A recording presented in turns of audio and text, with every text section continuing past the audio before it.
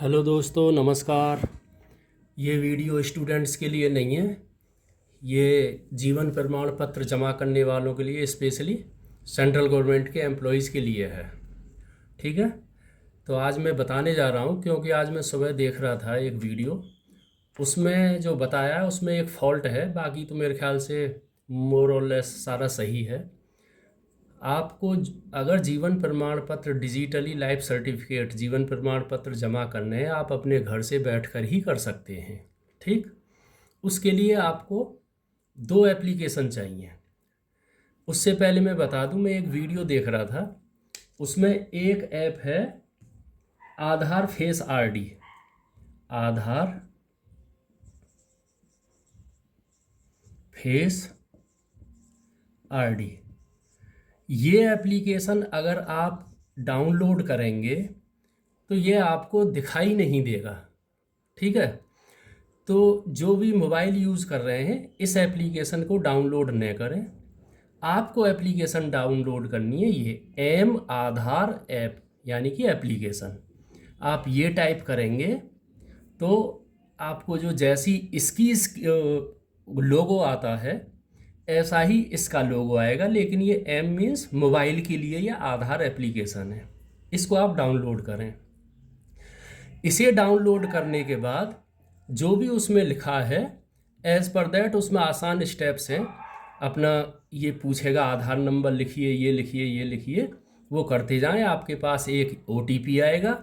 OTP generate जैसे ही होगा उसे आप लिखेंगे तो आपका आधार नंबर उसमें आ जाएगा। ठीक है। एक तो ये एप्लीकेशन चाहिए।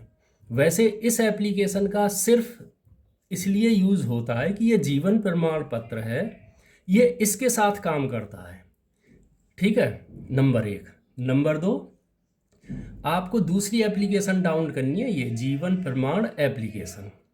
ये दोनों की दोनों करनी है आपको गूगल प्ले स्टोर से। ठीक।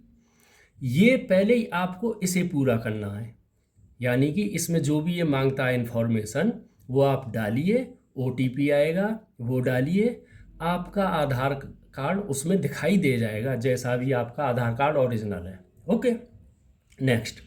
अब इसे भूल जाइए, इसकी आगे ज़रूरत नहीं पड़ेगी। ठीक। अब आइए जीवन प्रमाण एप्लीकेशन। जब ये डाउनलोड कर लेंगे तो जब आप इसे ओपन करेंगे डाउनलोड करने के बाद, तो सबसे पहले इसमें तीन चीज़ें आएंगी। अपना आधार नंबर डालिए, आधार नंबर डाल दिया, मोबाइल नंबर डालिए, ईमेल आईडी डालिए। ईमेल आईडी जो भी अगर आप पर नहीं है तो आप अपने बच्चों से बनवा सकते हैं। ठीक है। तो ये तीन चीज़ लिखने के बाद आपको इसे जब सबमिट करेंगे, ओटीपी आएगा। उसके बाद अपना जैसे भी स्टेप हैं वो आगे लिखते चले जाइए। ठीक है। तो उसके बाद इसमें जीवन प्रमाण आपको जो है जमा करने की पोजीशन में आप हो जाएंगे। नेक्स्ट, इसमें क्या है, जैसे कि मैं अपना केस लेता हूँ, मुझे नहीं पता था कि मैं जो है स्पर्श में ये ट्रांसफ़र हो गया हूँ, और मैंने अपने पुराना जो पीपीओ था उसी से ही मैंने अपना वही पीपीओ नंबर डाल दिया। उसके बाद तीन चार ऑप्शंस हैं, जैसे कि मैं सेंट्रल गवर्नमेंट का पेंशनर हूँ, और मेरा बैंक जो भी बैंक है वो बैंक डाल दिया, और पीसीडीए इलाहाबाद लिख दिया। मोबाइल अपना पीपीओ नंबर यहाँ पर डालने के बाद जैसे कि हम पहले करते आए हैं उसके अनुसार हम चले गए, और उसमें हमने बैंक की ऑप्शन लिखी है। ध्यान रखना, अभी मैं बैंक की बात कर रहा हूँ। ठीक। तो ये पुराने से भी मेरा काम हो गया था। ठीक है। नंबर दो, फिर एक दो दिन के बाद मेरे दोस्त ने बताया कि जो नए पीपीओ से स्पर्श वाला जो पीपीओ है उसके अनुसार आप जमा कीजिए। मैंने दो चार दिन बाद स्पर्श पीपीओ डाला, उसमें फिर कुछ चेंजेस किए। चेंजेस का मतलब है जैसे कि पेंशनर सेंट्रल गवर्नमेंट हो गया। फिर इसके बाद ये आपकी और जो ऑप्शन आई उसमें था एक हमारा, जैसे कि अलग अलग डिपार्टमेंट के अलग अलग होते हैं, उसमें ऑप्शन डाला पीसीडीए इलाहाबाद। पीसीडीए इलाहाबाद, इलाहाबाद, ठीक। ये मैं बता रहा हूं स्पर्श का पीपीओ डालने के बाद।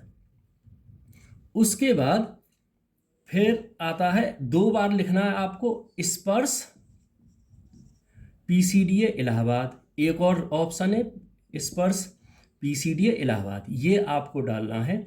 और ये स्पर्श का पीपीओ फिर यहाँ पर नीचे लिखा जाएगा, यहाँ पर इसकी जगह बनी हुई है।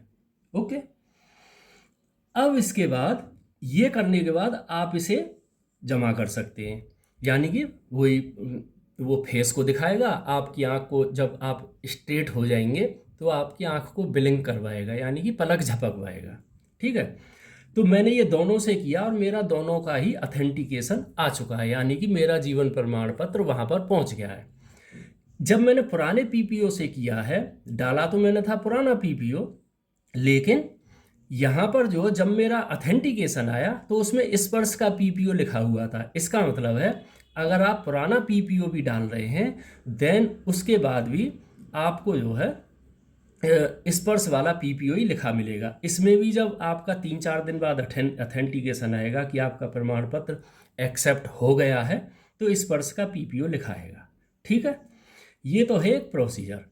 अब समस्या प्रैक्टिकली क्या आई है, जैसे कि मैं किन्हीं साहब का कर रहा था, उसमें जो है ये डाउनलोड हो गया, ये भी डाउनलोड हो गया, लेकिन इसमें दिखा रहा था कि नोटिफिकेशन ब्लॉक है।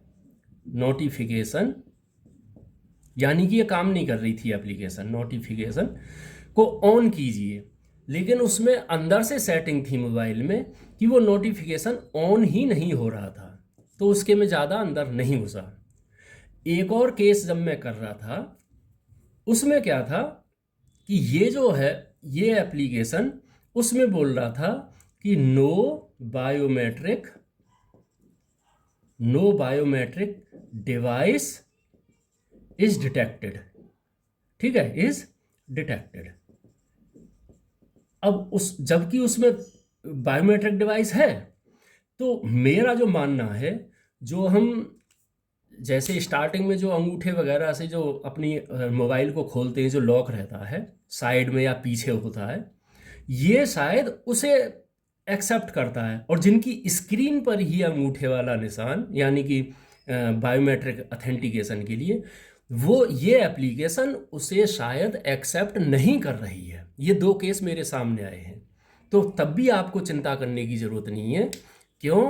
क्योंकि मैंने दोनों ही केसेस का अपने मोबाइल से उनका पीपीओ नंबर डाल के मैंने उनके जीवन प्रमाण पत्र जब अपने मोबाइल से डाले हैं तो वो अपलोड हो गए हैं और एक्सेप्ट हो गए हैं। अभी उनका स्टेटस नहीं आया है। तो ये जो है मैं आपको जानकारी देना चाहता था, तो मेरा ख्याल है ये आपकी समझ में आ गया होगा, ठीक है। अब मैं उन लोगों के लिए ये वीडियो को कन्वर्ट कर रहा हूँ जो कि साउथ इंडिया से या एक्सट्रीम ईस्ट में है। मीन्स अभी मैं जो एक्सप्लेन करूँगा यही चीज़ मैं उनके लिए कर रहा हूँ जो कि हिंदी जिनकी कमज़ोर है या जिनको आती नहीं है। तो now I am converting interpreting this whole thing in English so that other people also can be benefited. Okay, so for English speaking persons, okay, it will be better if I make another one. मैं जो दूसरी video बनाता हूँ, okay, I'm finishing it here. Okay, thank you and have a nice time.